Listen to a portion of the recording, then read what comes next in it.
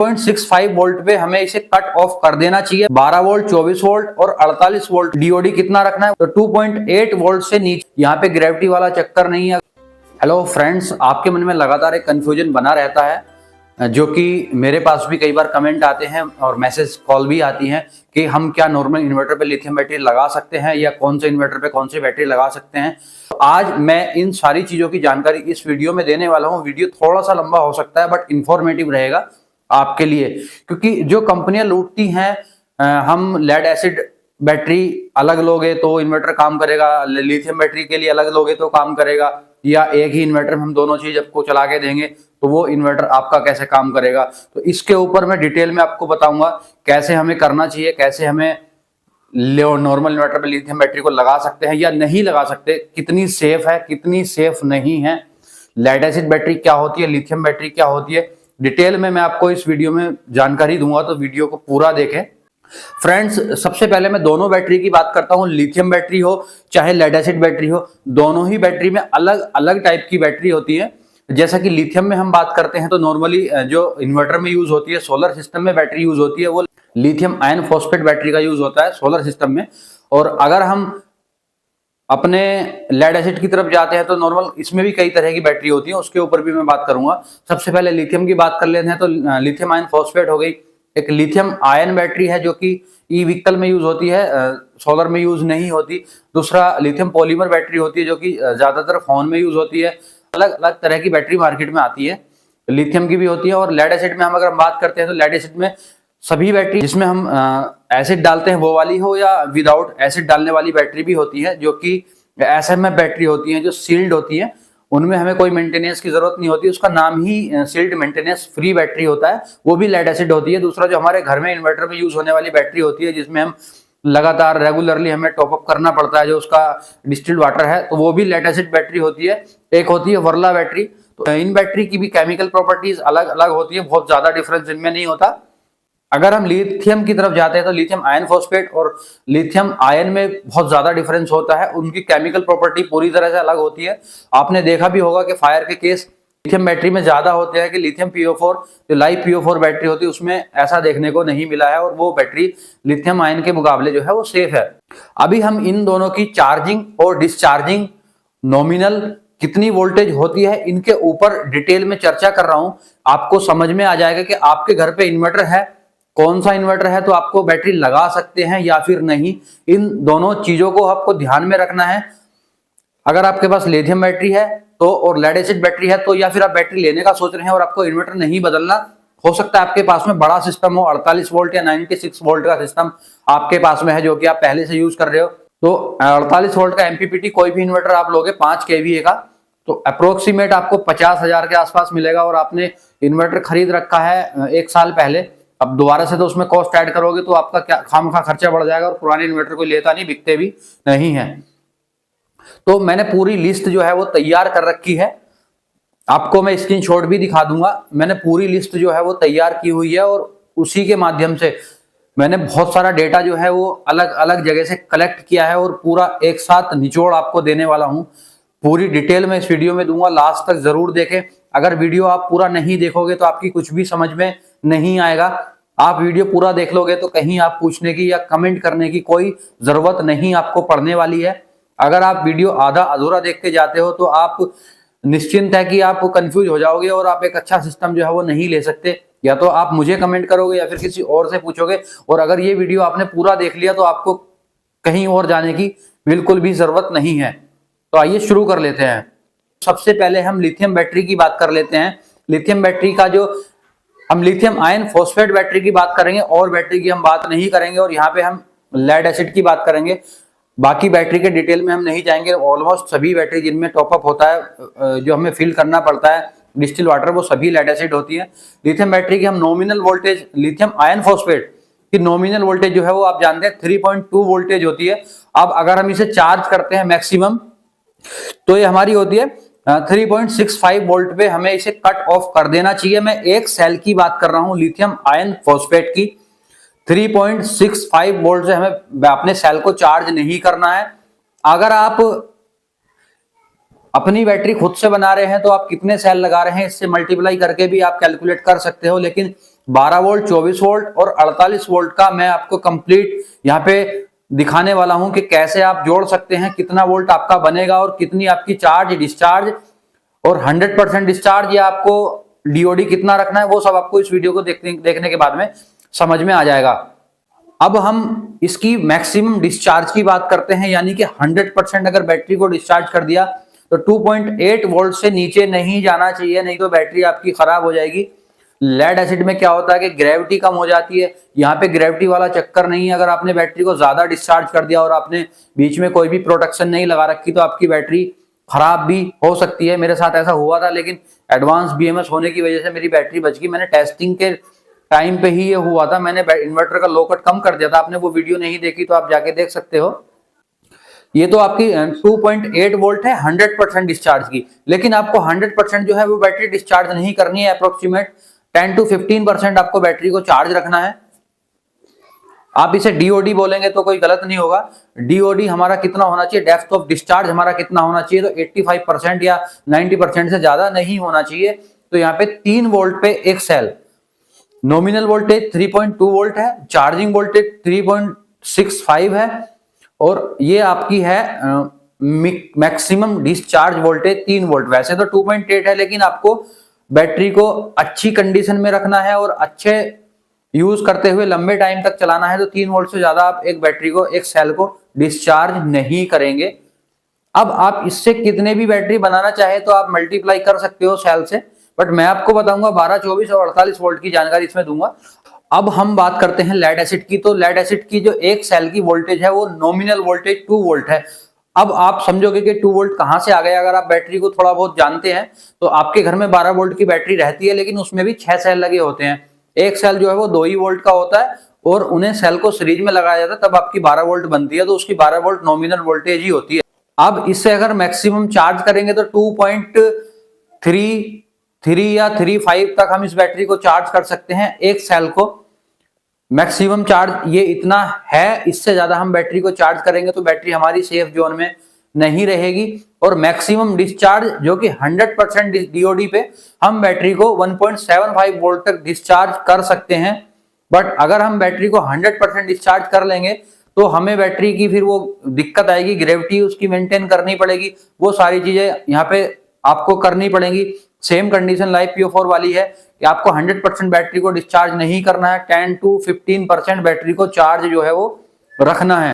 तो यहाँ पे 1.83 वोल्ट से बैटरी को कम चार्ज नहीं करना है। यहाँ पे आपको 10 to 15% जो है वो बैटरी चार्ज रहेगी अगर एक सेल की वोल्टेज 1.83 वोल्ट है तो। अब सेम चीज हम अप्लाई करते हैं 12 वोल्ट की बैटरी पे। 12 वोल्ट की बैटरी लाइफ PO4 4 सेल में बन जाएगी, वहीं लेड एसिड बैटरी आपकी 6 सेल में बनेगी। अब हम मल्टीप्लाई करके देखते हैं यहाँ पे कितना आता है। तो मल्टीप्लाई करने के बाद में ये हमारा आ जाता है लाइफ PO4 बैटरी का 12.8 वोल्ट नॉमिनल वोल्टेज यहाँ पे बनेगी और चार्जिंग वोल्टेज इसकी 14.6 वोल्ट से आपको बैटरी को ज्यादा चार्ज नहीं करना है। वहीं अगर हम डिस्चार्ज की बात करते हैं तो 11.2 वोल्ट इसकी 100% डिस्चार्ज है। और अगर आपको बैटरी को 90% चार्ज करना है, यानी कि 10 to 15% जो है वो चार्ज छोड़ना है, तो यहाँ पे आपको 12 वोल्ट तक बैटरी को डिस्चार्ज करना पड़ेगा। ये लिथियम के केस में है, लिथियम आयन फॉस्फेट के केस में। अब जितने भी पैरामीटर मैं आपको बता रहा हूं, ये पैरामीटर अगर आपका इन्वर्टर सपोर्ट करता है तो आप लगा सकते हो। ये चीज अभी आपको क्लियर हो गई। अगर आपको 12 वोल्ट से ज्यादा का सिस्टम नहीं लेना तो आप वीडियो को छोड़ के जा सकते हो। आगे मैं 24 वोल्ट और 48 वोल्ट का इन्वर्टर की जानकारी आपको दूंगा, बैटरी की जानकारी आपको दूंगा। सेम अगर हम लेड एसिड की बात करते हैं तो नॉमिनल वोल्टेज वहां पे 12 वोल्ट बन जाती है। चार्जिंग वोल्टेज आपकी मल्टीप्लाई हम करेंगे 6 सेल से तो 13.98 बनेगी। ये आपकी 14 वोल्ट हो सकती है या थोड़ी बहुत कम ज्यादा हो सकती है। वो आपका इन्वर्टर फ्लोट में चार्ज कर रहा है, बूस्ट में चार्ज कर रहा है, चार्जिंग उसका प्लस माइनस जो टॉलरेंस है वो कितना है वो उसके ऊपर डिपेंड करेगा। लेकिन आपको 14.0 से लेके 14.40 वोल्ट तक बैटरी लेड एसिड चार्ज कर सकते हो। ये आपकी चार्जिंग की बात हो गई। अब डिस्चार्ज की बात करते हैं तो 10.5 वोल्ट तक आप बैटरी को डिस्चार्ज कर सकते हो। यहाँ पे आपकी बैटरी 100% जो है वो डिस्चार्ज हो जाएगी। अगर आपको थोड़ा बहुत छोड़ना है तो वहां पे 11 वोल्ट से ज्यादा आप बैटरी को डिस्चार्ज ना करें, अगर आप बैटरी को सेफ जोन में रखना चाहते हैं तब। सेम चीज 24 वोल्ट में मैं बात करूंगा तो 24 वोल्ट में लाइव PO4 बैटरी की जो वोल्टेज है वो 25.6 वोल्ट नॉमिनल वोल्ट है। मैक्सिमम चार्जिंग वोल्टेज यहाँ पे आती है 29.2 वोल्ट। इससे ज्यादा आपको बैटरी को चार्ज नहीं करना है। अब 100% बैटरी को डिस्चार्ज कर सकते हो, लेकिन 22.4 वोल्ट यहाँ पे रहना चाहिए, इससे कम नहीं जाएगा। ये आपका 100% डिस्चार्ज हो गया। अगर आपको 10 to 15% जो है बैटरी को चार्ज रखना है तो यहाँ पे आपको 24 वोल्ट से ज्यादा बैटरी को डिस्चार्ज नहीं करना है। सेम 24 वोल्ट में हम आते हैं लेड एसिड की तरफ। लेड एसिड में भी नॉमिनल वोल्टेज जो है वो 24 वोल्ट है।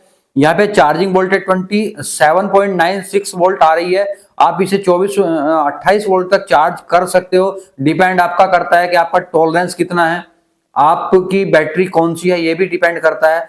14 से 14.5 वोल्ट 14.4 वोल्ट तक आप बैटरी को चार्ज कर सकते हो। अगर बूस्ट चार्ज देना है तो वोल्टेज को थोड़ा सा बढ़ाना पड़ेगा, और अगर नॉर्मल चार्जिंग करनी है, फ्लोट चार्जिंग करनी है, तो आपको 14 से 14.4 वोल्ट तक चार्ज कर सकते हो। अब मैं डिस्चार्जिंग की बात करता हूं तो यहाँ पे डिस्चार्ज वोल्ट 24 वोल्ट की लेड एसिड के लिए 21 वोल्ट है। 21 वोल्ट से आपको ज्यादा डिस्चार्ज नहीं करना है। और अगर आपकी बैटरी आपको सेफ जोन में रखना चाहते हो तो 21.96 वोल्ट से बैटरी को डिस्चार्ज ज्यादा नहीं करना है। यहाँ पे आपकी 10 से 15% बैटरी जो है वो चार्ज रह जाएगी। तो बैटरी का ये जो माना गया है ये सेफ जोन है। अब बात करते हैं यहाँ पे 48 वोल्ट की। यहाँ पे मैं पहले आपको लाइव PO4 बैटरी की बता रहा था, लेकिन 48 वोल्ट में मैं आपको लेड एसिड की पहले बता रहा हूँ, क्योंकि वहां पे 2 स्टेप है जो हमें फॉलो करने हैं। अगर आप 48 वोल्ट का सिस्टम लेना चाह रहे हैं, आपके पास में पहले से इन्वर्टर है, तो आपके लिए जो बाद वाला पार्ट है बहुत ही इंपॉर्टेंट हो जाता है। क्योंकि 48 वोल्ट की बैटरी 2 तरह से बनाई जा सकती है। कैसे, वो मैं अभी आपका आगे बताऊंगा। नॉमिनल वोल्टेज 48 वोल्ट बैटरी के लिए लेड एसिड के केस में 48 वोल्ट ही होता है। अब यहाँ पे चार्जिंग की वोल्टेज की मैं बात करता हूं तो 55.92 वोल्ट चार्जिंग वोल्टेज है, यानी कि 56 के आसपास। फिर सेम कंडीशन है फ्लोट और बूस्ट में आपको कितना चार्ज करना है, आपके इन्वर्टर का कितना टॉलरेंस है, आपकी बैटरी का कितना टॉलरेंस है, क्या वो सपोर्ट करती है, उसका आपको ध्यान रखना है। डिस्चार्ज आपको 42 वोल्ट से ज्यादा नहीं करना। 42 वोल्ट मतलब जीरो चार्जिंग रह जाएगी। 100% डिस्चार्ज इसका यहाँ पे 42 वोल्ट पे हो जाएगा। अगर आपको 10 से 15% बैटरी को चार्ज रखना है तो यहाँ पे 44 वोल्ट यानी कि 43.98 वोल्ट तक बैटरी को डिस्चार्ज करना है। 44 वोल्ट से बैटरी को ज्यादा डिस्चार्ज नहीं करना है। अब आते हैं लाइव PO4 बैटरी की तरफ। इसमें कौन कौन सी कंडीशन हो सकती है। जो अपनी लाइव PO4 बैटरी है 48 वोल्ट की, वो 2 तरह से बनाई जा सकती है। 16 सेल की बैटरी मार्केट में आती है, उसकी वोल्टेज ज्यादा हो जाएगी। 15 सेल की वोल्टेज है वो, उसकी वोल्टेज थोड़ी कम रहेगी। लेकिन ये क्यों डिसाइड किया गया,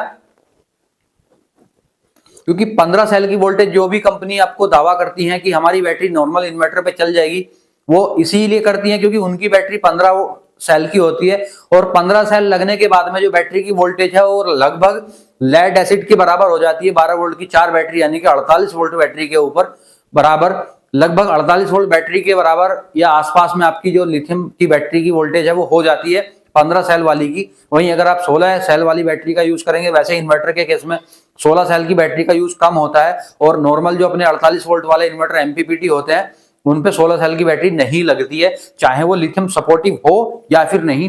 ट्रांसफॉर्मर लेस के केस में 16 सेल वाली बैटरी जो है वो लग जाती है। ज्यादातर 16 सेल वाली बैटरी जो है वो ई रिक्शा में यूज की जाती है, क्योंकि वहां पे वोल्टेज को बढ़ाने के लिए, लंबा बैकअप लेने के लिए, रनिंग ज्यादा लेने के लिए 16 सेल की बैटरी को यूज किया जाता है। लेकिन मैं दोनों के ऊपर आपको बताऊंगा किसकी कितनी वोल्टेज बन के आ रही है। तो सबसे पहले 16 सेल वाली बैटरी की बात करेंगे। तो 16 सेल वाली बैटरी की हम अगर 3.2 से 16 की मल्टीप्लाई करेंगे तो 51.2 वोल्ट इसकी नॉमिनल वोल्टेज निकल के आएगी। मैक्सिमम बैटरी की जो चार्जिंग निकल के आएगी वो 58.4 वोल्ट आएगी। इससे ज्यादा बैटरी को चार्ज नहीं कर सकते। 100% डिस्चार्ज के केस में यहाँ पे 44.8 वोल्टेज आ रही है। और अगर हमको 90% डिस्चार्ज करना है, यानी कि 10 to 15% बैटरी को छोड़ना है चार्जिंग, तो यहाँ पे 48 वोल्ट इसकी वोल्टेज निकल के आ रही है। ये वोल्टेज अपनी 48 वोल्ट लेड एसिड बैटरी से बिल्कुल अलग है। 48 वोल्ट में वहां वैसे 24 सेल थे, यहाँ पे 16 सेल हैं, तो इनकी अलग अलग केमिकल प्रॉपर्टीज हैं, वो आप छोड़ दीजिएगा। यहाँ पे अगर आप दोनों की बैटरी की वोल्टेज कंपैरिजन करेंगे, वहां पे लेड एसिड के केस में नॉमिनल 48 थी, तो यहाँ पे 51.2 है। वहां पे 56 थी चार्जिंग वोल्टेज और यहाँ पे 58.4 है। और वहां पे जो डिस्चार्ज थी यहाँ पे 10 to 15% चार्जिंग के केस में 48 वोल्ट है, और लेड एसिड के केस में थी वहां पे 43.98 यानी कि 44 के आसपास। यहाँ पे 4 वोल्ट का डिफरेंस है। वो डिफरेंस यहाँ पे जो आप 15 सेल लगाओगे तो खत्म हो जाएगा, लगभग बराबर आ जाएगा। उसकी कैलकुलेशन मैं आपको बताता हूँ। नॉमिनल वोल्टेज 15 सेल की बैटरी की 48 वोल्ट आ रही है। यहाँ पे आपकी डिस्चार्ज वोल्टेज थी, यहाँ पे आपकी नॉमिनल वोल्टेज आ गई। यहाँ पे एक सेल कम हो गया, 3.2 वोल्ट यहाँ पे नॉमिनल वोल्टेज में से कम हो गई। 51.2 वोल्ट से आप 3.2 वोल्ट निकाल देंगे तो सीधा सीधा 48 ही बचेगा। अब चार्जिंग वोल्टेज यहाँ पे 54.75 वोल्टेज आ रही है, यानी कि आप 54.5 से 55 वोल्ट तक बैटरी को चार्ज कर सकते हो। और यहाँ पे जो वोल्टेज निकल के आ रही है वो 56 वोल्ट आ रही है। यहाँ पे भी आप 55 से 55.5 तक जा सकते हो। इसमें थोड़ा सा आधा या 1 वोल्ट का डिफरेंस है, बहुत ज्यादा डिफरेंस नहीं है। लेकिन आपको इसे देखते हुए भी बैटरी नहीं लगा लेना कि 1 वोल्ट का डिफरेंस है तो मैं लगा लूं, नहीं लगाना। आगे क्या स्टेप फॉलो करने हैं वो मैं आपको बता दूंगा। यहाँ पे डिस्चार्ज वोल्टेज जो है वो 45 वोल्ट है 90% डिस्चार्ज के केस में, और अगर 100% बैटरी को डिस्चार्ज कर लिया तो यहाँ पे 42 वोल्ट है। तो ये यहाँ पे इसकी कहानी हो जाती खत्म। मैंने लगभग आपको सारा कवर कर दिया। अब किस चीज का आपको ध्यान रखना है वो मैं आपको बताता हूं। देखो, अगर आप 48 वोल्ट का इन्वर्टर लगा रहे हो, आपका इन्वर्टर कोई भी 48 वोल्ट का है, चाहे वो PWM भी है, उसमें भी आपको सेटिंग करने के लिए ऑप्शन मिल जाएगा। महंगे इन्वर्टर में आता है, जो सस्ते इन्वर्टर जो बिना डिस्प्ले वाले आते हैं उनमें ये नहीं मिलेगा। बट अगर जो डिस्प्ले वाले 12 वोल्ट का इन्वर्टर भी कोई आएगा, यूटीएल का आप उठा लो, गामा प्लस सबसे ज्यादा बिकने वाला इन्वर्टर है, तो उसमें भी आप सारे पैरामीटर को सेट कर सकते हो। अगर आपके पैरामीटर मेरे बताए हुए पैरामीटर के बराबर रहते हैं, यानी कि चार्जिंग वोल्टेज और डिस्चार्ज वोल्टेज को आप अपने इन्वर्टर में अपने खुद से कंट्रोल कर सकते हो, तो आप इन बैटरी को लगा सकते हो।